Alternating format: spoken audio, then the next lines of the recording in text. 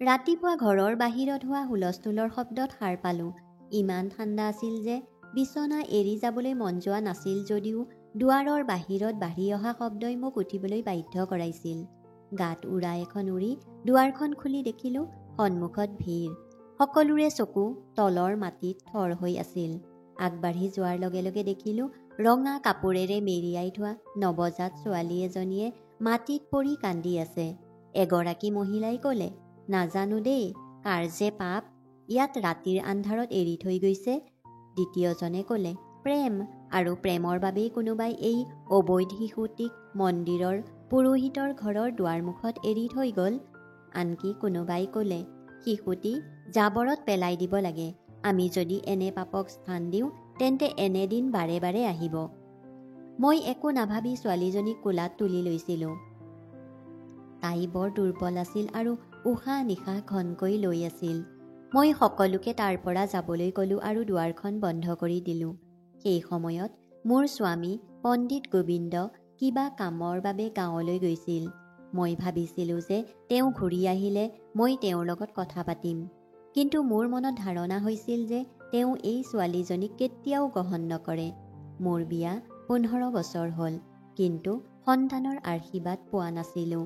সকলো ধৰণৰ চিকিৎসা কৰিছিলোঁ, সন্তান প্ৰাপ্তিৰ বাবে প্ৰাৰ্থনা কৰিছিলোঁ, কিন্তু ফলাফল আছিল মাথো হতাশা। এই ছোৱালীজনীক দেখি মোৰ ভিতৰত এক অদ্ভুত মৰম জাগি উঠিল। বছৰ বছৰ ধৰি শূন্য হৈ থকা চোতালখনত যেন এটা সুগন্ধি উৰি গৈছে। পিছৰ 3 দিন মই তাইক নিজৰ সন্তানৰ দৰে যত্ন লৈছিলোঁ। চতুৰ্থ দিনা যেতিয়া স্বামী গাঁৱৰ পৰা উভতি আহি ছোৱালীজনীক দেখি তেওঁৰ মুখৰ ৰং সলনি হৈ গ'ল। ডাঙৰ মাতেৰে সুধিলে, এইজনী কাৰ? মই শান্ত মাতেৰে ক'লোঁ, মই তাইক ৰাতিপুৱা দুৱাৰমুখত পাইছিলোঁ। তাই বৰ অসুস্থ। মই ভাবিছিলোঁ এয়া ভগৱানে আমাক কৰা এটা পৰীক্ষা। তেওঁ খঙেৰে ক'লে, কাক সুধি ঘৰৰ ভিতৰলৈ এনেধৰণৰ আৱৰ্জনা আনিবলৈ ক'ত অধিকাৰ পালা? নিজৰ সন্তানক কোনেও এনেকৈ এৰি নাযায়। মই উত্তৰ দিলোঁ, আপুনি ঈশ্বৰৰ ভক্ত হৈ এনে কথা কেনেকৈ ক'ব পাৰে? তেওঁ আনফালে চাই ক'লে, এই ছোৱালীজনী ইয়াত এদিনো থাকিব নোৱাৰে। মই নিমাত হৈ পৰিলোঁ। গোটেই ৰাতি সেই ছোৱালীজনীক বুকুৰ ওচৰলৈ লৈ ভাবি থাকিলোঁ, যদি মই আনৰ দৰে তাইক পেলাই থলোহেঁতেন তেন্তে ভগৱানে মোক ক্ষমা কৰিলেহেঁতেন নে? মোৰ হৃদয়ে কৈছিল যে মই যি কৰিলোঁ সেয়া ঠিকেই আছিল। পিছদিনা স্বামীয়ে কঠোৰভাৱে ক'বলৈ ধৰিলে যে এইক অনাথ আশ্ৰমত এৰি থৈ আহা, কিন্তু মই সম্পূৰ্ণৰূপে নাকচ কৰিলোঁ। মই ক'লোঁ, এতিয়া তাইৰ দায়িত্ব ভগৱানে মোক দিছে। তেওঁৰ বহুত খং উঠিছিল। কেইবাদিনো মোৰ লগত কথা নাপাতিলে, কিন্তু মই শিশুটিক এৰাৰ কথা ভবাও নাছিলোঁ। তাইৰ নাম পৰি ৰাখি প্ৰতিদিনে তাইৰ বাবে প্ৰাৰ্থনা কৰি থাকিলোঁ। ওচৰ চুবুৰীয়াই তেতিয়াও মোৰ পিছে পিছে কথা পাতিছিল, যদিও মই তেওঁলোকৰ কথাবোৰত গুৰুত্ব দিয়া বন্ধ কৰি দিলোঁ। ৰাতি ছোৱালীজনীয়ে কান্দিলে স্বামীৰ খং উঠে আৰু মোক বহুবাৰ গালি পাৰিছিল, কিন্তু মই মনে মনে থাকিলোঁ। মই জানিছিলোঁ যে যিদিনা এই ছোৱালীজনীয়ে মোৰ হৃদয় এৰি যাব সেইদিনাই মোৰ আত্মাৰ মৃত্যু হ'ব। 2 সপ্তাহ পাৰ হৈ গ'ল। ছোৱালীজনী কিছু ভাল হৈ গৈছিল। তাইৰ মুখ জিলিকি উঠিল। মোৰ পৃথিৱীখন সলনি হৈ গৈছিল। এনে লাগিল যেন সকলো সেই সৰু জীৱনটোৰ আশে পাশে ঘূৰিবলৈ আৰম্ভ কৰিলে। মনে মনে ছোৱালীজনীৰ বাবে সৰু সৰু কাপোৰ চিলাই দিলোঁ। কাপোৰৰ দোলনা এখন বান্ধি প্ৰতিদিনে নিচুকনি গীত গাবলৈ ধৰিলোঁ। তাই যেতিয়া মোৰ ফালে চাই হাঁহিলে তেতিয়া এনে লাগিল যেন গোটেই পৃথিৱীৰ সমস্ত সুখ ভগৱানে মোৰ কোলাত দিছে। এদিন ৰাতি ছোৱালীজনীয়ে বহুত কান্দিবলৈ ধৰিলে, সম্ভৱত পেটৰ বিষৰ বাবে। বুকুত সাৱটি ধৰি নিচুকনি গীত গাবলৈ ধৰিলোঁ। একে সময়তে স্বামীয়ে কোঠাৰ পৰা ওলাই আহি খঙেৰে ক'লে, এইটো কেনেধৰণৰ নাটক সৃষ্টি কৰিছা? চুবুৰীৰ মানুহবোৰে কি কৈছে তাৰ কোনো ধাৰণা নাই নেকি? তুমি এটা পাপক আশ্ৰয় দিছা। মই মৃদুভাৱে ক'লোঁ, যদি পাপ হয় তেন্তে ঈশ্বৰে আমাক পৰীক্ষা লৈছে। তুমি ধৰ্মৰ কথা চৰ্চা কৰা। ধৰ্মত উল্লেখিত অনাথ শিশুৰ প্ৰতি দয়া কৰাৰ গুণ নহয় নেকি? স্বামী মনে মনে থাকিল, কিন্তু কঠিনতা তেওঁৰ মুখত স্পষ্টকৈ দেখা গৈছিল। পুৱাৰ প্ৰাৰ্থনাৰ পিছত তেওঁ মন্দিৰলৈ গ'ল আৰু দুপৰীয়ালৈকে উভতি নাহিল। মই জানিছিলোঁ যে তেওঁ কিবা এটা ভাবিছে, হয়তো অন্তৰত ক'ৰবাত কিবা কোমল অনুভৱ জাগ্ৰত হৈছে, কিন্তু তেওঁ সেইটো মানি ল'ব বিচৰা নাছিল। ইফালে মোৰ বান্ধৱী এজনী মোৰ ঘৰলৈ আহিল। তাই জানিছিল যে মই ইমান বছৰ ধৰি সন্তানৰ বাবে হাহাকাৰ কৰি আছিলোঁ। পৰীৰ কথা কওঁতে তাই আৱেগিক হৈ ক'লে, ভগৱানৰ কৃপাত তোমাক মাতৃ কৰি তুলিলে। তাই ছোৱালীজনীক এটা সৰু ফ্ৰক উপহাৰ দি ক'লে, মাতৃ হ'বলৈ কেৱল সন্তান জন্ম দিয়াটো প্ৰয়োজনীয় নহয়। সেইদিনা মোৰ হৃদয়খন নিশ্চিন্ত হৈ পৰিল। স্বামী ৰাতি ঘূৰি আহিল। হাতত মন্দিৰৰ কিতাপ কেইখনমান আছিল। তেওঁ পোনে পোনে নিজৰ কোঠালৈ গ'ল। মই আহাৰ বাঢ়ি তেওঁক খাবলৈ মাতিলোঁ, কিন্তু তেওঁ ওলাই নাহিল। মই জানিছিলোঁ যে তেওঁ ভিতৰি ভাঙি পৰিছে, কিন্তু সেইটো মানি ল'বলৈ অস্বীকাৰ কৰিছিল। পিছদিনা ৰাতিপুৱা তেওঁ ক'লে যে তেওঁ পৰীৰ বাবে আন কিবা ব্যৱস্থা কৰিব বিচাৰিছে। মই সাহস গোটাই ক'লোঁ, মই কোৱা কথাবোৰ আপুনি যদি বিশ্বাস নকৰে, তেন্তে কেতিয়াবা ভগৱানে আপোনাক সেই লক্ষণবোৰ নিশ্চয় দেখুৱাব, যিয়ে আপোনাৰ মন সলনি কৰিব। এই বিভ্ৰান্তিৰ মাজেৰেই কেইদিনমান পাৰ হৈ গ'ল। এদিন মই মন্দিৰৰ প্ৰধান পুৰোহিতজনক মোৰ ঘৰলৈ মাতি ঘৰৰ পৰিস্থিতিৰ কথা সুধিলোঁ। পুৰোহিতে মৃদুভাৱে ক'লে, এই শিশুটি আপোনাৰ বাবে ঈশ্বৰৰ পৰা পৰীক্ষা আৰু পুৰস্কাৰ দুয়োটাই হ'ব পাৰে। অনাথ শিশুৰ মূৰত হাত থোৱাজনৰ হাত স্বৰ্গত জিলিকি উঠে। স্বামীয়ে মূৰ তল কৰি শুনি থাকিল যদিও একো নক'লে। কিছুদিনৰ পাছত পৰীৰ জ্বৰ হ'ল। মই তাইক হস্পিতাললৈ লৈ গ'লোঁ। ডাক্তৰে ঔষধ দি ক'লে যে শৰীৰটো দুৰ্বল আৰু যত্ন লোৱাৰ প্ৰয়োজন। দিনে ৰাতিয়ে তাইৰ যত্ন লোৱাত ব্যস্ত হৈ থাকিলোঁ। এই কথা দেখি স্বামীয়ে কিছু নম্ৰতা দেখুৱাই ৰাতিৰ আহাৰ খোৱাৰ সময়ত প্ৰথমবাৰৰ বাবে সুধিলে, কেনে আছে? মই ক'লোঁ, এতিয়া অলপ ভাল পাইছে। কিন্তু তেওঁৰ চকুত তেতিয়াও সম্পূৰ্ণ গ্ৰহণযোগ্যতা নাছিল। সেইদিনা মন্দিৰ সমিতিৰ বৈঠক অনুষ্ঠিত হয়। স্বামীৰ ভাত্তা বৃদ্ধি কৰাৰ সিদ্ধান্ত লোৱা হ'ল। লগতে এজন ভক্তই জনাইছে যে মন্দিৰৰ ৰাইজে অলপ মাটি কিনিছে, য'ত পণ্ডিতজীৰ বাবে এটা ঘৰ নিৰ্মাণ কৰা হ'ব। এই কথা শুনি পণ্ডিতজী মানে মোৰ স্বামী বৰ আনন্দিত হয়। ঘৰলৈ আহোঁতে প্ৰথমবাৰৰ বাবে তেওঁৰ মুখত হাঁহি বিৰিঙি উঠিল। তেওঁ ক'লে যে ঈশ্বৰে তেওঁক আশীৰ্বাদ দিছে। মন্দিৰৰ মানুহে তেওঁক সেৱাৰ বিনিময়ত এটা ঘৰ দিয়াৰ প্ৰতিশ্ৰুতি দিছে। মই ক'লোঁ, বুজিছে, এই ছোৱালীজনীয়ে আমাৰ বাবে ভাল দিন আনিছে। তেওঁ আঁতৰলৈ চালে আৰু কোনো উত্তৰ নিদিলে। সেই সময়ত মই বুজিলোঁ যে কেতিয়াবা সত্যটো মানুহৰ সন্মুখত থাকে, কিন্তু তেওঁ নিজৰ অহংকাৰত সেইটো চাবলৈ অস্বীকাৰ কৰে। এমাহৰ ভিতৰতে পণ্ডিতজীৰ কঠোৰতাৰ কিছু কমি গ'ল। তেওঁ কেতিয়াবা শিশুটিক দূৰৰ পৰাই চাই আছিল, কিন্তু ওচৰলৈ আহিবলৈ সাহস কৰা নাছিল। এদিন ছ'চাইটিৰ টকা উলিওৱাৰ খবৰ শুনি মোৰ হৃদয়খন এক অদ্ভুত আনন্দৰে ভৰি পৰিল। কেইবামাহো ধৰি মই ছ'চাইটিত টকা জমা কৰি আছিলোঁ, কিন্তু প্ৰতিবাৰেই আন কাৰোবাৰ নাম আহিছিল। এইবাৰ যেতিয়াই মোৰ নামটো ওলাই আহিল, তেতিয়া এনে লাগিল যেন ভগৱানে মোৰ যাত্ৰাক পুৰস্কৃত কৰিলে। প্ৰথম চিন্তা মনলৈ আহিল পৰীৰ, তাইৰ ঔষধ, কাপোৰ আৰু কিছুমান প্ৰয়োজনীয় বস্তু কিনাৰ কথা। পণ্ডিতজীও যেতিয়া মন্দিৰৰ পৰা উভতি আহিছিল, সেইদিনা তেওঁৰ হাতত মিঠাইৰ বাকচ এটা আছিল। মই আচৰিত হৈ সুধিলোঁ, এইটো কিহৰ আনন্দৰ বাবে? তেওঁ ক'লে, মন্দিৰৰ সমিতিয়ে সিদ্ধান্ত লৈছে যে এতিয়া আমি ভাড়াঘৰত থাকিব নালাগে। তেওঁলোকে আমাৰ বাবে মন্দিৰৰ সমীপতে এটা ঘৰ নিৰ্মাণ কৰিছে। তেওঁ ক'লে, এয়াই সেৱাৰ পুৰস্কাৰ। মই নিমাত হৈ থাকিলোঁ, কিন্তু হৃদয়ত এটা মাত আহিল, যিয়ে কৈয়েই থাকিল যে এই সকলোবোৰ পৰীৰ বাবেই হৈছে। পৰীৰ বয়স 2 মাহহে হ'ল, যদিও তাইৰ উপস্থিতিয়ে ঘৰৰ নিস্তব্ধতালৈ ৰং আনি দিছিল। প্ৰতিদিনে তাইৰ লগত সময় কটাওঁ আৰু সময় কেনেকৈ পাৰ হয় গমকে নাপাওঁ। ৰাতি যেতিয়া তাই কান্দে, তেতিয়া মই তাইক নিচুকাইছিলোঁ আৰু তাই মোৰ বুকুত মূৰ থৈ টোপনি গৈছিল। কমিটিৰ টকাৰে তাইৰ বাবে দোলনা এখন কিনিলোঁ, নতুন বিচনা এখন বনাই দিলোঁ, গৰম কাপোৰ কেইটামানো কিনিলোঁ আৰু তাইৰ ঔষধৰ বাবে সৰু লকাৰ এটা ৰাখিলোঁ, যাতে প্ৰয়োজনৰ সময়ত সকলো উপলব্ধ হয়। সেই টকাত সেই ছোৱালীজনীৰ অধিকাৰ মোৰ নিজৰ প্ৰয়োজনতকৈ বেছি দেখিছিলোঁ।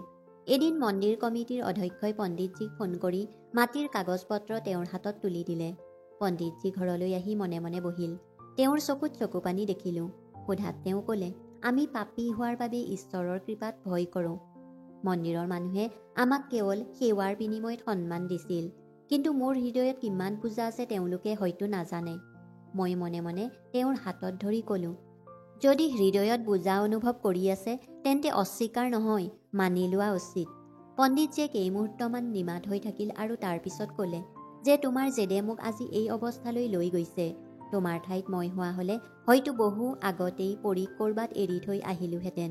তুমি ঘৰত এনে পাপ ৰাখিছা যিটো মই সহ্য কৰিব নোৱাৰিলোঁ, কিন্তু হয়তো সেই একেটা পাপেই আমাৰ বাবে আশীৰ্বাদ হৈ পৰিল। মই ক'লোঁ, যদি পাপ আছিল তেন্তে ভগৱানে আমাৰ কোলাত সুখ কিয় আনি দিলে? পণ্ডিতজীয়ে একো কোৱা নাছিল যদিও প্ৰথমবাৰৰ বাবে তেওঁৰ চকুত গ্ৰহণযোগ্যতাৰ আভাস এটা দেখা পালোঁ। এমাহৰ ভিতৰতে ঘৰৰ নিৰ্মাণ কাম আৰম্ভ হ'ল। মন্দিৰৰ মানুহবোৰ প্ৰতিদিনে আহে কাম চাবলৈ আৰু পণ্ডিতজীৰ পৰা আশীৰ্বাদ ল'বলৈ। এদিন পণ্ডিতজীৰ এজন বুঢ়া শিষ্যই তেওঁক লগ কৰিবলৈ আহি পৰীক দেখি ক'লে, বাহ, কি যে মৰম লগা ছোৱালী। পণ্ডিতজীয়ে কিবা এটা ক'বলৈ ওলাইছিল যেতিয়া মই ক'লোঁ, হয়, এইজনী আমাৰ ছোৱালী। তেওঁ আচৰিত হৈ কিন্তু সুখী হৈ পৰীক আশীৰ্বাদ দি আঁতৰি গ'ল। সেইদিনা সন্ধিয়া পণ্ডিতজীয়ে ক'লে, আজি প্ৰথমবাৰৰ বাবে তুমি সকলোৰে সন্মুখত ক'লা যে তাই আমাৰ ছোৱালী। মই ক'লোঁ, যেতিয়া এতিয়াও আপোনাৰ হৃদয়ত ঠাই নাই, গতিকে মই কাৰো কথাৰ প্ৰতি কোনো গুৰুত্ব নিদিওঁ। কোঠাৰ পৰা ওলাই মোৰ ফালে চাই একো নোকোৱাকৈ উভতি গ'ল। ৰাতিপুৱা পানী আনিবলৈ যাওঁতে স্থানীয় অঞ্চলৰ মহিলা এগৰাকীয়ে ক'লে, আমি বিশ্বাস কৰিব নোৱাৰোঁ যে পণ্ডিতজীয়ে তেওঁৰ ঘৰত এই ছোৱালীজনীক ঠাই দিছে। পণ্ডিতৰ দৰে মানুহেও যদি কোনো অবৈধক আশ্ৰয় দিয়ে তেন্তে মানুহে কাক দোষ দিব? মই মনে মনে শুনি তাৰ পৰা আঁতৰি আহিলোঁ। ঘৰলৈ আহি পণ্ডিতজীক ক'লোঁ, মানুহে এতিয়াও কথা পাতি আছে। আপোনাৰ চৰিত্ৰটো প্ৰশ্ন উত্থাপন হৈছে। এই শিশুটি যদি আপোনাৰ বোজা যেন লাগে তেন্তে মোক অনুমতি দিয়ক, মই তাইক লগত লৈ আন ঠাইলৈ যাম। পণ্ডিতজীয়ে খং কৰি ক'লে, ভাবুকি নিদিবা, এই ঘৰটো তোমাৰ, কিন্তু এই পাপৰ টোপোলাৰ বাবেই মোৰ সিদ্ধান্তত প্ৰভাৱ পেলাব নালাগে। মই ক'লোঁ, এইটো যদি পাপৰ টোপোলা হয় তেন্তে আপোনাৰ ভাগ্যত কৃপা ক'ৰ পৰা আহিল? আপুনি নিজা ঘৰ পালে, মন্দিৰৰ মানুহে সন্মান দিলে, যাৰ আগমনৰ পিছত এই সকলোবোৰ ঘটিছিল। পণ্ডিতজীয়ে ঠাণ্ডা মাতেৰে উত্তৰ দিলে, এই সকলোবোৰ ভগৱানৰ কৃপা, কোনো সন্তানৰ বাবে নহয়। মই ক'লোঁ, ভগৱানৰ কৃপাও কোনোবা এটা মাধ্যমৰ যোগেদিয়ে আহে। যদি আপুনি চাব নিবিচাৰে তেন্তে দেখা নাপাব, কিন্তু মই এই শিশুটিৰ অস্তিত্বত ভগৱানৰ ইচ্ছা অনুভৱ কৰোঁ। পণ্ডিতজীয়ে সেই ছোৱালীজনীৰ লগত সম্পৰ্ক সম্পূৰ্ণৰূপে শেষ কৰি পেলাইছিল। এদিন ছোৱালীজনীয়ে কান্দিবলৈ ধৰিলে। তেওঁৰ বৰ খং উঠিল। তেওঁ ক'লে, এই কান্দোন আৰু চিঞৰ বাখৰ এতিয়া মোৰ সহনশীলতাৰ বাহিৰত। ইয়াৰ বাবে আন কোনো ঠাইৰ ব্যৱস্থা কৰা। মই মনে মনে কেঁচুৱাটোক বুকুত সাৱটি ধৰি লাহে লাহে তাইক শুৱাবলৈ ধৰিলোঁ। একে সময়তেই পণ্ডিতজীৰ মঠৰ এজন ছাত্ৰ অসুস্থ হৈ পৰিল। দেখিলোঁ তাৰ বাবে তেওঁ চিন্তিত হৈ পৰিল। হস্পিটালত নিয়াৰ ব্যৱস্থা কৰিলে, ঔষধৰ ব্যৱস্থা কৰিলে আৰু প্ৰাৰ্থনা কৰিলে। মই তেওঁক ক'লোঁ, বেলেগৰ সন্তানৰ প্ৰতি আপোনাৰ সহানুভূতি আছে, কিন্তু আপোনাৰ ঘৰৰ ছোৱালীজনীৰ প্ৰতি আপোনাৰ হৃদয়ত কোমলতা কিয় নাই? পণ্ডিতজীয়ে ক'লে, তেওঁ এজন ছাত্ৰ, ভাল কামত নিয়োজিত, আৰু এই ছোৱালীজনী এনেকুৱা চৰিত্ৰহীন মানুহৰ কোনোবা এজনৰ তেজ। মই ক'লোঁ, আপুনি তেজৰ বিচাৰ কৰিব নোৱাৰে, ভগৱানে কৰে, আৰু একেজন ঈশ্বৰেই চাগে আপোনাৰ হৃদয় পৰীক্ষা কৰি আছে চাবলৈ আপুনি কাৰোবাক কেৱল ধৰ্মতত্ত্বৰ ভিত্তিত বিচাৰ কৰে নে মানৱতাৰ ভিত্তিত। মোৰ কথাৰ কোনো প্ৰভাৱ তেওঁৰ ওপৰত পৰা নাছিল। তেওঁৰ কঠোৰতা দিনক দিনে বাঢ়ি আহিছিল। মন্দিৰৰ পূজাৰ পিছত দীঘলীয়া ভাষণ দি মন্দিৰত ল'ৰা ছোৱালীক ধৰ্মৰ শিক্ষা দিয়ে, কিন্তু ঘৰলৈ অহাৰ লগে লগে অচিনাকি মানুহ হৈ পৰে। এদিন সন্ধিয়া ছোৱালীজনীয়ে ঠুনুক ঠানাককে খোজকাঢ়ি থাকোঁতে তেওঁৰ টুপিটো ধৰিলে। তেওঁ থতমত খাই লগে লগে টুপিটো টানি আনি ক'লে, নুচুবি। মন কৰিলোঁ তেওঁৰ চকুত সামান্য অস্বস্তি, যেন কিবা এটা অনুভৱ কৰা, কিন্তু সেই অনুভৱটো আঁতৰাই পেলাবলৈ চেষ্টা কৰিছে। এদিন মোৰ কোলাত সেই ছোৱালীজনীক দেখি স্থানীয় অঞ্চলৰ কেইজনমান শিষ্যই ক'লে, পণ্ডিতজীৰ ছোৱালী যেনেই লাগিছে, বাহ। পণ্ডিতজীয়ে লগে লগে ক'লে, মোৰ নহয়। মই মনে মনে ছোৱালীজনীক বুকুত সাৱটি ধৰি মনতে ভাবিলোঁ যে যিজনী ছোৱালী আপুনি মানুহৰ আগত মানি ল'বলৈ অস্বীকাৰ কৰিছে, সেইটোৱে এদিন আপোনাৰ পৰিচয় হৈ পৰিব। এনেকৈ দিন পাৰ হৈ গ'ল। মই ভিতৰি ভিতৰি ভাঙি গৈ আছিলোঁ, কিন্তু পণ্ডিতজীৰ আচৰণত কোনো নম্ৰতা নাছিল। প্ৰতিটো দিনেই এটা নতুন পৰীক্ষা আছিল। এই সময়ছোৱাত মোৰ শৰীৰত কিছু পৰিৱৰ্তন অনুভৱ কৰিবলৈ ধৰিলোঁ। প্ৰথম অৱস্থাত মই আওকাণ কৰিলোঁ, কিন্তু যেতিয়া মোৰ মূৰ ঘূৰোৱা হ'বলৈ ধৰিলে আৰু খাদ্যৰ গোন্ধৰ বাবে বমি ভাৱ হ'বলৈ ধৰিলে, তেতিয়াই মই নাৰ্ভাছ হৈ পৰিলোঁ। ওচৰৰ চিকিৎসালয়খনলৈ গ'লোঁ। মহিলা চিকিৎসকগৰাকীয়ে কিছু প্ৰশ্ন কৰি তাৰপিছত কিছু পৰীক্ষা কৰিবলৈ ক'লে। পিছত ৰিপৰ্টটো চাই থাকোঁতে তেওঁ ভ্ৰূ কুচাই ল'লে। মনতে ভাবি আছিলোঁ কিবা ডাঙৰ বেমাৰ হ'ব পাৰে। শান্ত মাতেৰে তেওঁ ক'লে, তুমি গৰ্ভৱতী। অবিশ্বাসত সুধিলোঁ, কি? তেওঁ হাঁহি এটা মাৰি ক'লে, হয়, তুমি 3 মাহৰ গৰ্ভৱতী। মই ক'লোঁ, মই বিশ্বাস কৰিছিলোঁ যে মোৰ সন্তান জন্ম দিয়াৰ ক্ষমতা নাই। ডাক্তৰে মোক পুৰণি ৰিপৰ্টবোৰ দেখুৱাবলৈ ক'লে। মই তেওঁক ক'লোঁ যে কেইবা বছৰৰ আগতে বহু পৰীক্ষা কৰা হৈছে আৰু সকলোৱে কৈছে যে মই বন্ধ্যা আৰু সন্তান জন্ম দিয়াটো সম্ভৱ নহয়। তেওঁ অলপ সময় ভাবিলে আৰু তাৰ পিছত ক'লে, চিকিৎসা বিজ্ঞানেও প্ৰতিটো প্ৰশ্নৰ উত্তৰ দিব নোৱাৰে। এয়া ঈশ্বৰৰ ইচ্ছা। ইচ্ছা কৰিলে বন্ধ্যা নাৰীকো মাতৃৰ সুখ দিব পাৰে। ঘৰলৈ আহি মই কোলাত পৰীক লৈ মনে মনে বহিলোঁ। মোৰ বুকুখন কঁপি উঠিছিল। সুখী হোৱাৰ লগতে ভয় খাইছিলোঁ। ভাবি আছিলোঁ এই খবৰটো পণ্ডিতজীৰ আগত কেনেকৈ উপস্থাপন কৰিম।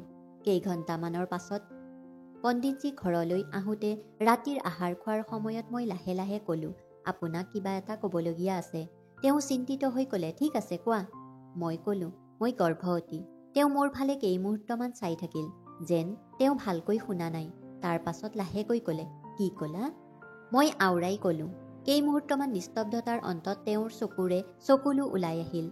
তেওঁ ভগৱানক ধন্যবাদ জনাই মোৰ মূৰত হাত থৈ ক'লে, ভগৱানে বৰ দয়া কৰিলে। মই ভাবিলোঁ হয়তো এতিয়া তেওঁৰ হৃদয়খন অলপ কোমল হ'ব। কিন্তু ঠিক পিছদিনা তেওঁৰ আচৰণত এক অদ্ভুত পৰিৱৰ্তন আহিল। পৰী কাষেৰে পাৰ হৈ গ'লেও তেওঁ খঙত ঘূৰি আহে। এদিন দেখিলোঁ ফৰি খোজকাঢ়ি গৈ তেওঁৰ কাপোৰত ধৰিলে।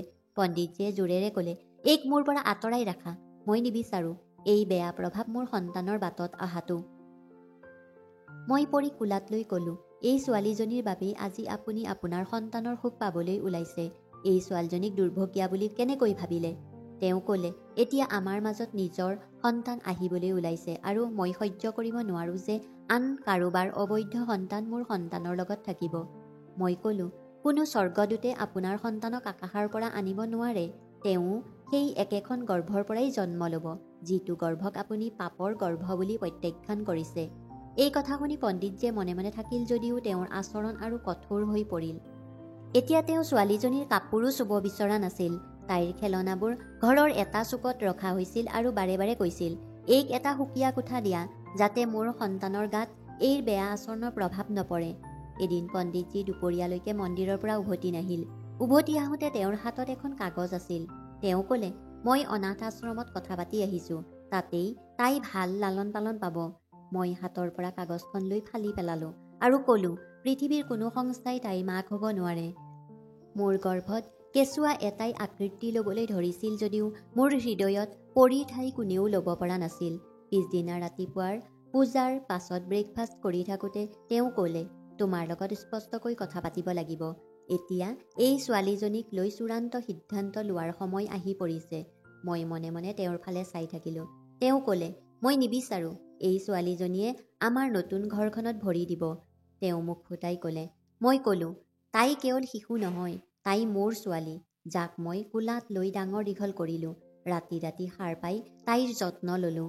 তাই মোৰ অস্তিত্বৰ এক অংশ। খঙেৰে তেওঁ ক'লে, তোমাৰ ভ্ৰম হৈছে নেকি? মই বিচাৰোঁ তোমাৰ সম্পূৰ্ণ মনোযোগ আমাৰ কেঁচুৱাটোৰ ওপৰত হওক। মই ক'লোঁ, মৰম আৰু ভাগ কৰিব পাৰিনে? যদি মোৰ ভিতৰত মাতৃৰ অনুভূতি আছে, তেন্তে সেয়া কেৱল এটা সন্তানৰ মাজতেই সীমাবদ্ধ হ'ব পাৰেনে? পণ্ডিতজীয়ে খঙেৰে ক'লে, মই আৰু তৰ্ক কৰিব নিবিচাৰোঁ। হয় এই ঘৰৰ পৰা সেই ছোৱালীজনী যাব, নহয় মই যাম। মই সকলো শুনিলোঁ, কিন্তু মোৰ ক'বলৈ একো বাকী নথকাৰ বাবেই মনে মনে থাকিলোঁ। পিছৰ কেইবাদিনো তেওঁ মোৰ লগত কথা নাপাতিলে। মোৰ গৰ্ভাৱস্থাৰ শেষ পৰ্যায়ত আছিলোঁ। শৰীৰটো গধুৰ অনুভৱ হৈছিল যদিও আচল বোজাটো হৃদয়ৰ ওপৰত আছিল। শিশুটি দিনক দিনে বাঢ়ি আহিছিল। এতিয়া তাই মোৰ পিছফালে হাঁহি হাঁহি কথা ক'বলৈ চেষ্টা কৰিছিল। তাই মা বুলি ক'বলৈ আৰম্ভ কৰিছিল। এদিন পণ্ডিতজীয়ে এই কথা শুনি খঙেৰে ক'লে, তাইক তোমাক মা বুলি ক'বলৈ শিকাব নালাগে। তুমি তাইক মাত্ৰ ডাঙৰ দীঘল কৰিলা, জন্ম দিয়া নাছিলা। এই কথাবোৰ মোৰ বাবে কাৰতকৈও কম নাছিল যদিও মই মনে মনে থাকিলোঁ। মই জানিছিলোঁ যে তেওঁৰ অন্তৰ তৰ্ক কৰি সলনি কৰিব নোৱাৰোঁ। প্ৰেমৰ বাবে ধৈৰ্যৰ প্ৰয়োজন। ভগৱানৰ পৰা অহা আস্থাৰ যাৰ হৃদয়ত কোনো স্থান নাই, তেওঁ কেতিয়াও ভৰপূৰ হ'ব নোৱাৰে। মই এতিয়া সিদ্ধান্ত লৈছিলোঁ যে যিয়েই নহওক, মই মোৰ প্ৰেমত প্ৰভাৱ পেলাব নিদিওঁ। মোৰ মৰমৰ ৰং কোনো সম্পৰ্কৰ ওপৰত নিৰ্ভৰশীল নহয়। সেই দিনবোৰত মই ঘৰ চাফা কৰাত ব্যস্ত আছিলোঁ। গৰ্ভাৱস্থাৰ শেষ মাহ চলি আছিল। শৰীৰৰ সমান্তৰালকৈ মনটো বোজা হৈ থাকিল। কিন্তু যেতিয়াই পৰীৰ ফালে চাওঁ, তেতিয়াই মনৰ ভিতৰৰ পৰা কিছু সাহস আহিছিল। সেইদিনা পণ্ডিতজীয়ে কোনো ধৰ্মীয় অনুষ্ঠানত অংশগ্ৰহণ কৰিবলৈ চহৰৰ বাহিৰলৈ গৈছিল। মই ভাবিলোঁ কোঠাটো আৰু ষ্ট'ৰৰুমটো চাফা কৰি শেষ কৰোঁ, যাতে নতুন কেঁচুৱাটো জন্ম হোৱাৰ আগতেই সকলো পৰিপাটি হয়। এটা এটাকৈ কাপোৰবোৰ উলিয়াবলৈ ধৰিলোঁ। যিখন ৰঙা চাদৰত কণমানি পৰীক মেৰিয়াই থোৱা আছিল সেইখনেই সন্মুখত পালোঁ। কেইমুহূৰ্তমান মনে মনে কাপোৰখন বুকুৰ মাজত ধৰি ৰাখিলোঁ। সেই কাপোৰখনৰ লগত আছিল সময়ৰ এটা পুৰণি অধ্যায়, যাৰ লগত মোৰ আৱেগিক সংযোগ আছিল। চাদৰখন জোকাৰি জাপিব ধৰোঁতেই মজিয়াত কাগজৰ টুকুৰা এটা পৰি গ'ল। কাগজখন তুলি ল'লোঁ। ভাবিলোঁ হয়তো কোনোবা পুৰণি ৰচিদ বা চিঠিয়ে হ'ব পাৰে। কিন্তু মেলি চোৱাৰ লগে লগে মোৰ হৃদস্পন্দন বন্ধ হৈ যোৱা যেন হ'ল। চিঠিখন পণ্ডিতজীৰ নামত লিখা হৈছিল। তাত লিখা আছিল, এইজনী তোমাৰ ছোৱালী।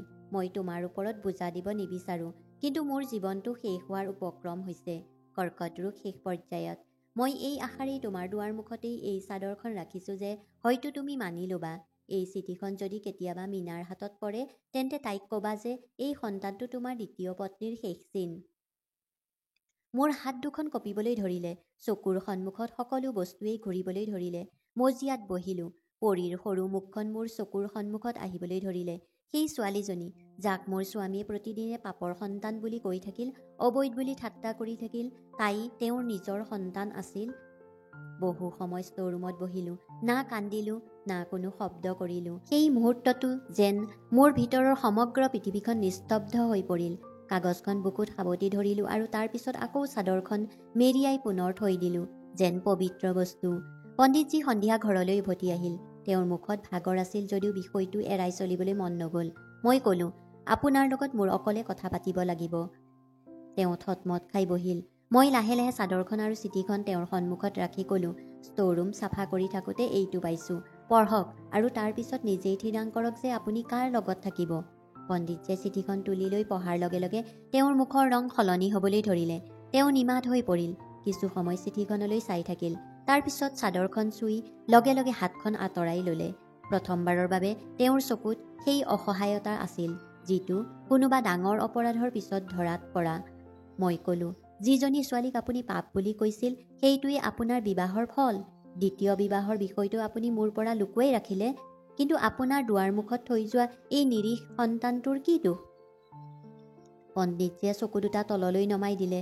তাৰ পিছত লাহে লাহে ক'বলৈ ধৰিলে। তেওঁ ক'লে যে ধৰ্মীয় অনুষ্ঠান এটাৰ সময়ত তেওঁক বিয়াৰ বাবে নিমন্ত্ৰণ কৰা হৈছিল। ছোৱালীজনীৰ বিয়াৰ বৰযাত্ৰী অহা নাছিল আৰু পৰিৱেশটো দুখ লগা হৈ পৰিছিল, কাৰণ ছোৱালীজনী অসুস্থ আছিল।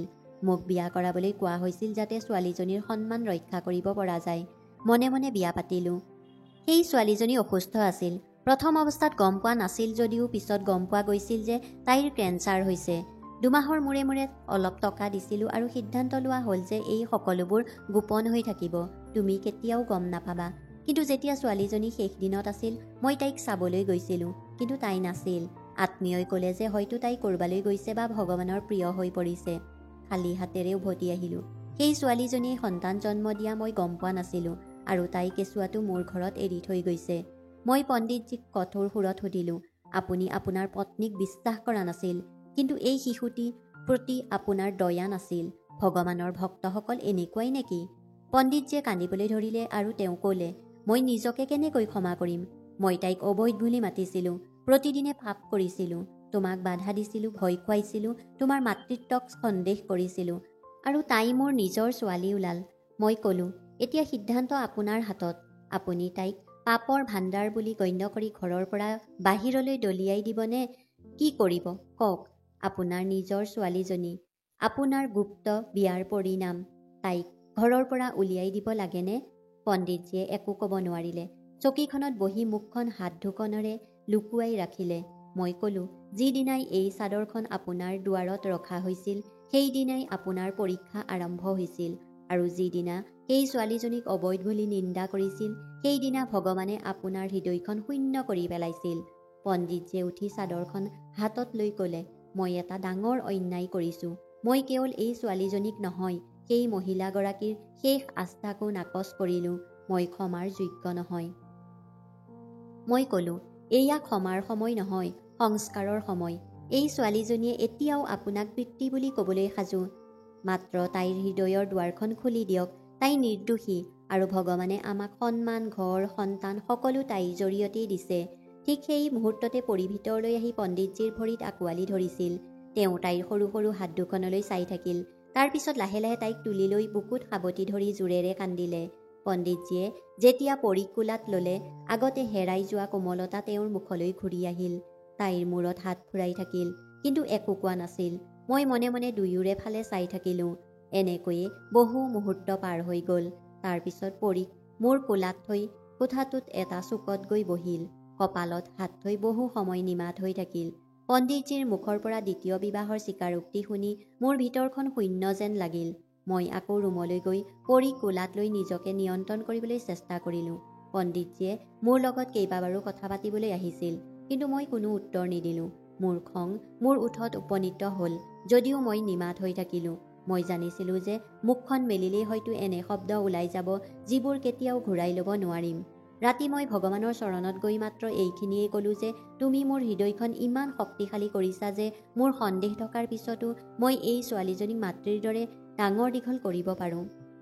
মই তাইক ঈশ্বৰৰ ইচ্ছা বুলি বিবেচনা কৰি গ্ৰহণ কৰিছিলোঁ, আৰু সেই সিদ্ধান্ত আজিও দৃঢ় আছিল। মোৰ প্ৰেম এতিয়া জনা সত্যৰ ওপৰত নিৰ্ভৰশীল নাছিল। পিছদিনা ৰাতিৰ আহাৰ খাই তেওঁ মোৰ ওচৰলৈ আহি ক'লে, তুমি যদি বিচাৰা মই এই সম্পৰ্ক শেষ কৰিব পাৰোঁ, তোমাক এৰি দিব পাৰোঁ, বা তুমি যি শাস্তি দিব বিচাৰা সেয়াও মানি ল'বলৈ সাজু আছোঁ। মই ক'লোঁ, মই আপোনাক শাস্তি নিদিওঁ, সময়ে আপোনাক শাস্তি দিব। আপুনি বছৰ বছৰ ধৰি যি বোজা লুকুৱাই ৰাখিছিল সেই বোজা এতিয়া মোৰ কান্ধত পৰিছে। আপুনি আন এজনীক বিয়া কৰাইছিল, কিন্তু এই শিশুটিকো গ্ৰহণ নকৰিলে। মোক বন্ধ্যা বুলি কৈ বাৰে বাৰে মোৰ ধৈৰ্যৰ বান্ধ ভাঙি পেলালে। এতিয়া সত্য ওলাই আহিল, আৰু মই মোৰ কৰ্তব্য পৰিত্যাগ কৰিব লাগেনে? নাই, ভগৱানে মোক যি দায়িত্ব দিছে মই সেই দায়িত্ব পালন কৰিম। আপুনি মোক সমৰ্থন কৰক বা নকৰক। পণ্ডিতজীয়ে চকু দুটা তললৈ নমাই ক'লে, তুমি বহুত সাহস দেখুৱালা। তোমাৰ দৰে নাৰী থকাটো সকলোৰে ভাগ্যত নহয়। মই ক'লোঁ, পুৰুষে প্ৰায়েই কৰা কামটো আপুনিও কৰিলে। মনে মনে নিজৰ পথ বাছি ল'লে আৰু পত্নীক বিশ্বাস নকৰিলে। কিন্তু মই নহওঁ আপোনাৰ মৌনতাৰ প্ৰতিশোধ লোৱাজন। মই হ'ব বিচাৰোঁ সেইজনী ছোৱালীক জন্ম দিয়া মাকতকৈও অধিক মৰম দিয়া মাক। এদিন মোৰ ননন্দ ঘৰলৈ আহিছিল। তাই গোটেই সত্যটো জানিব পাৰিছিল। তাই ক'লে, মই আচৰিত হৈছোঁ যে তুমি সেই ঘটনা জনাৰ পিছতো সুস্থিৰ হৈ আছা। মই হ'লে সকলো এৰি দিলোঁহেঁতেন। মই ক'লোঁ, এইটোৱেই হৈছে নাৰী আৰু মাতৃৰ পাৰ্থক্য। এই সন্তানটো মোৰ গৰ্ভৰ পৰা নহ'লেও মোৰ হৃদয়ৰ পৰাই তাইক জন্ম দিছোঁ। তাইৰ হাঁহিটোৱে মোৰ ভিতৰৰ প্ৰতিটো ঘা ভাল কৰে। পৰী এতিয়া খোজ কাঢ়িবলৈ আৰম্ভ কৰিছিল। তাই প্ৰতিটো খোজতেই উজুটি খাই পৰিছিল, তাৰ পিছত থিয় হৈ উঠিছিল, যেন তাই মোৰ নিজৰ জীৱনৰ প্ৰতিফলন। ভিতৰৰ গভীৰতাত ময়ো বাৰে বাৰে পৰি আছিলোঁ, কিন্তু তাইৰ হৈ থিয় দিম। তাই মোক এনে এটা সময়ত মাতৃ কৰি তুলিছিল যেতিয়া পৃথিৱীয়ে মোক বন্ধ্যা বুলি গণ্য কৰিছিল। এতিয়া পণ্ডিতজীৰ আচৰণো সলনি হ'বলৈ ধৰিলে। তাইৰ খেলনাবোৰৰ প্ৰতি আগ্ৰহী হৈ কেতিয়াবা ওচৰতে বহি তাইক চাই থাকিলে। মই জানিছিলোঁ যে তেওঁৰ ভিতৰত এতিয়াও এটা শূন্যতা, এটা অনুশোচনা, এটা লাজ, যিটো তেওঁ শব্দৰে প্ৰকাশ কৰিব নোৱাৰে। এদিন তেওঁ মোৰ ওচৰলৈ আহি ক'লে, তুমি যদি মোক অনুমতি দিয়া মই পৰীৰ নাম পঞ্জীয়ন কৰিব বিচাৰোঁ। তাইক পৰিচয় পত্ৰত পিতৃৰ হিচাপে নিজৰ নাম আনুষ্ঠানিকভাৱে পঞ্জীয়ন কৰাব বিচাৰোঁ। মই মনে মনে মূৰ দুপিয়ালোঁ। এতিয়া মই পণ্ডিতজীৰ লগত কোনো ধৰণৰ তৰ্কত লিপ্ত হোৱা নাছিলোঁ। পণ্ডিতজীয়ে যেতিয়া পৰীৰ পৰিচয় পত্ৰত নিজৰ নাম পঞ্জীয়ন কৰিছিল, তেতিয়া সেয়া কেৱল এটা কাম নাছিল, বৰঞ্চ এটা সত্যক গ্ৰহণ কৰাৰ কাম আছিল, যাৰ প্ৰতিধ্বনি অতি সোনকালেই স্থানীয় অঞ্চলটোত বিয়পি পৰিছিল। আগতে কেৱল কল্পনা জল্পনা কৰি থকা মানুহবোৰে এতিয়া প্ৰশ্ন কৰিবলৈ আৰম্ভ কৰিলে। মন্দিৰৰ বাহিৰত, মহিলাৰ সভাত, বজাৰত, ৰাজপথত সকলোতে চৰ্চা চলিছিল যে পণ্ডিতজীয়ে পুনৰ বিয়া কৰাইছিল আৰু এতিয়া তেওঁৰ এজনী কন্যা সন্তান আছে, যি বহু বছৰ ধৰি লুকুৱাই ৰাখিছিল। কিছুমান মানুহ আচৰিত হ'ল, কোনোবাই খং কৰিলে আৰু কিছুমানে মোৰ ফালে আঙুলিয়াবলৈ ধৰিলে। মন্দিৰৰ দুৱাৰেদি পাৰ হৈ ঘৰলৈ আহোঁতে মহিলাসকলে ফুচফুচাই কিবা কৈছিল, কোনোবাই মুখ ঘূৰাইছিল। এদিন পাচলি বেপাৰীজনে ক'লে, বাইদেউ আপুনি বৰ দয়ালু, কিন্তু এই সকলোবোৰ জানিও লুকুৱাই আছিল। মই একো নক'লোঁ, মাথো মনে মনে শাক পাচলি লৈ আগবাঢ়ি গ'লোঁ।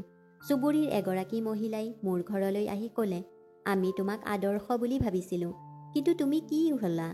মই ক'লোঁ, অনাথ ছোৱালী এজনী ডাঙৰ কৰাটো যদি অপৰাধ হয় তেনেহ'লে হয়, আপুনি যি ভাবিছে মই তেনেই।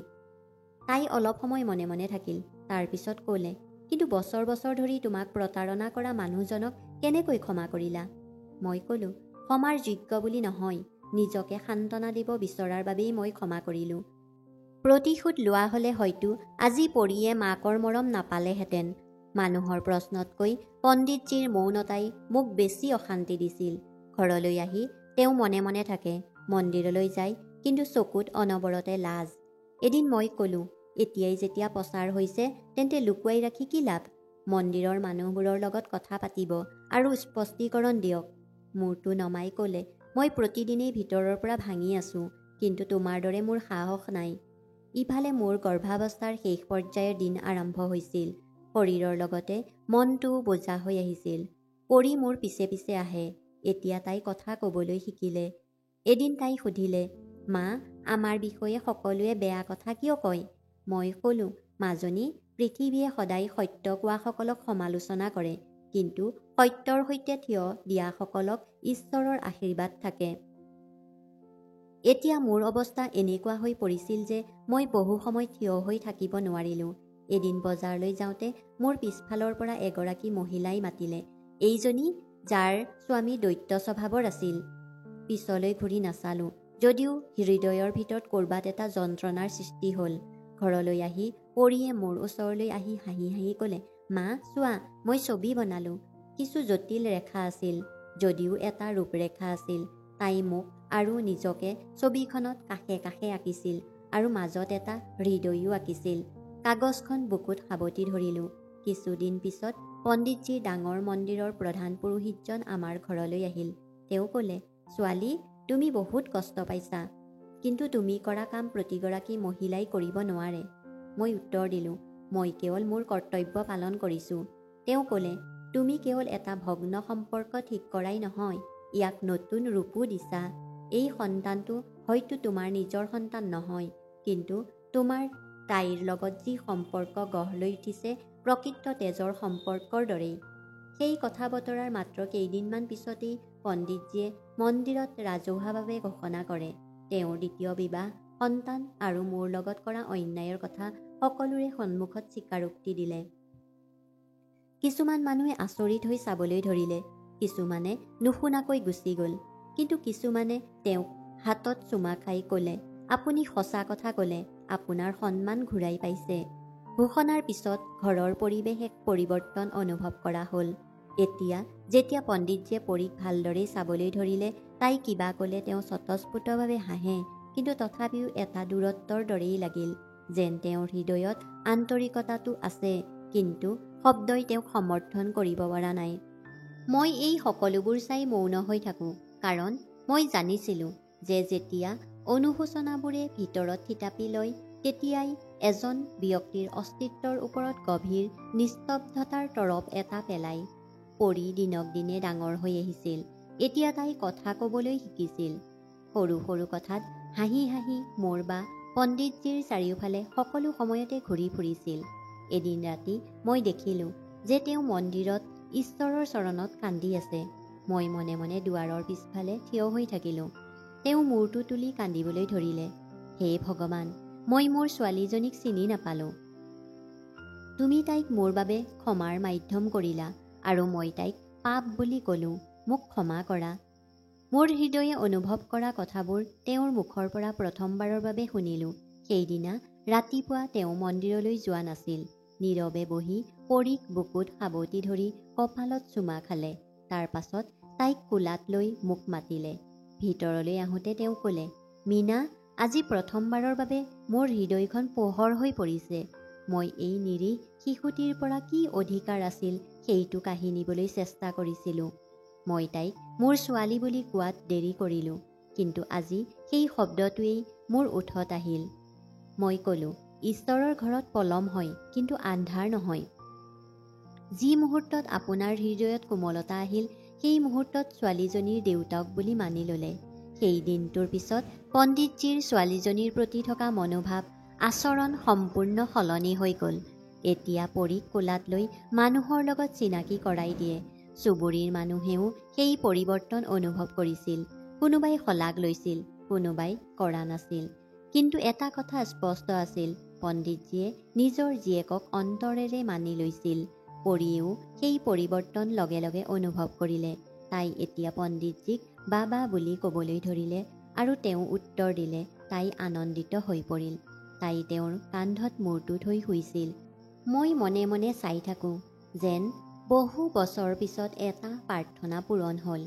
কেইসপ্তাহমানৰ পাছত মোৰ ল'ৰাটোৰ জন্ম হ'ল। সুস্থ, ধুনীয়া আৰু শান্ত। তাৰ নাম ৰাখিলোঁ ৰক্সিত। ৰক্সিতৰ ওচৰত পৰীক শুৱাই দিওঁতে তাই চুমা খাই ক'লে, এইজন মোৰ ভাইটি নহয়নে? মই হয় বুলি ক'লোঁ। তাই আনন্দত হাত চাপৰি বজাবলৈ ধৰিলে। মোৰ হৃদয়খন আনন্দৰে ভৰি পৰিল। মোৰ বাবে দুয়োটা ল'ৰা ছোৱালী একেই আছিল। মই কেতিয়াও সিহঁতৰ মাজত ভেদভাৱ কৰা নাছিলোঁ। কম বেছি পৰিমাণে কাকো ভাল পোৱা নাছিলোঁ। পণ্ডিতজীয়েও নিয়মিতভাৱে দুয়োটা ল'ৰা ছোৱালীৰ লগত সময় কটায়। কেতিয়াবা পৰীক মন্দিৰলৈ লৈ গৈছিল আৰু কেতিয়াবা ৰক্সিতক কোলাত লৈ উমলা গীত গাইছিল।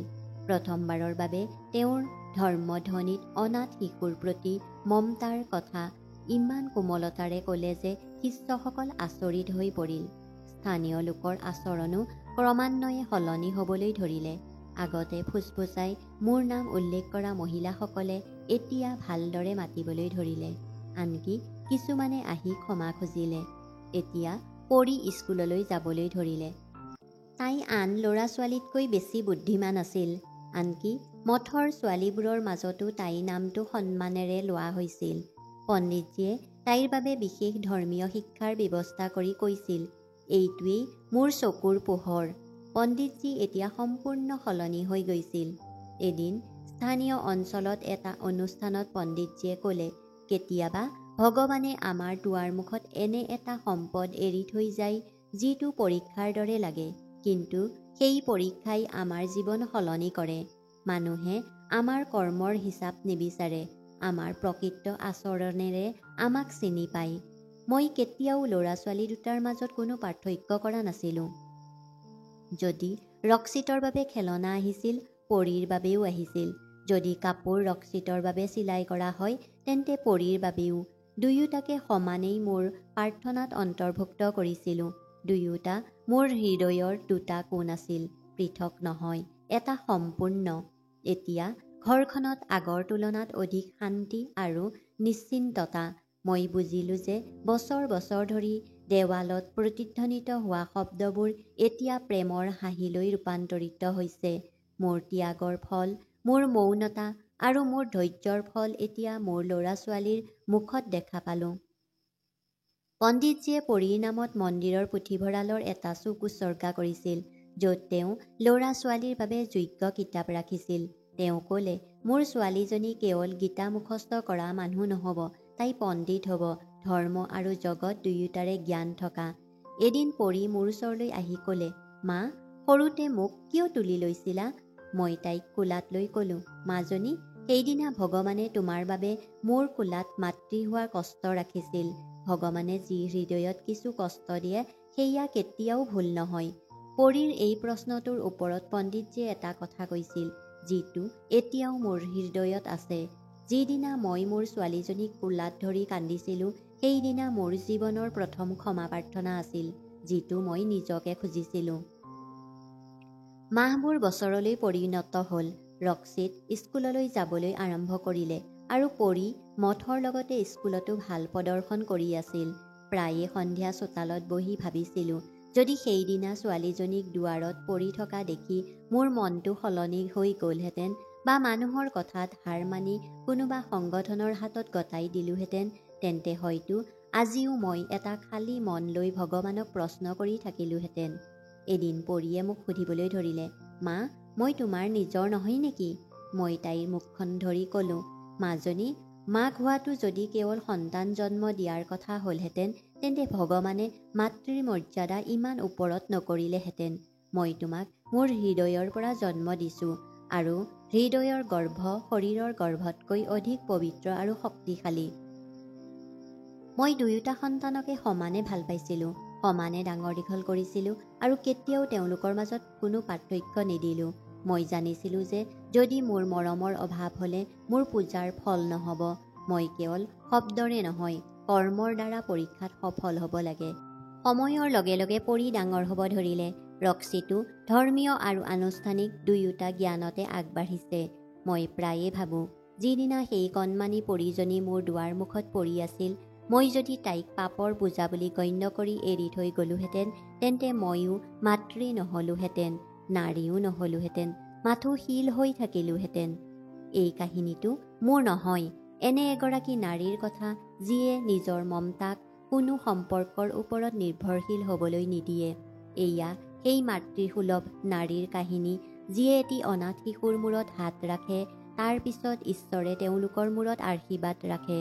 আৰু এই বাৰ্তা সেই সকলো মানুহৰ বাবে, কেৱল তেজৰ মাপকাঠিৰ সম্পৰ্ক জুখিব পৰা সকলৰ বাবে। ঈশ্বৰৰ দৃষ্টিত নিয়মৰ তেজ অধিক পবিত্ৰ। এইটোৱেই মোৰ জীৱনৰ সত্য, মোৰ কাহিনীৰ এটা শিক্ষা। আপুনি আনৰ মাজত অনুভৱ কৰা দুখ কষ্টই আপোনাক ঈশ্বৰৰ ওচৰলৈ লৈ যায়। কাৰোবাক কেতিয়াও পাপৰ টোপোলা বুলি নাভাবিব।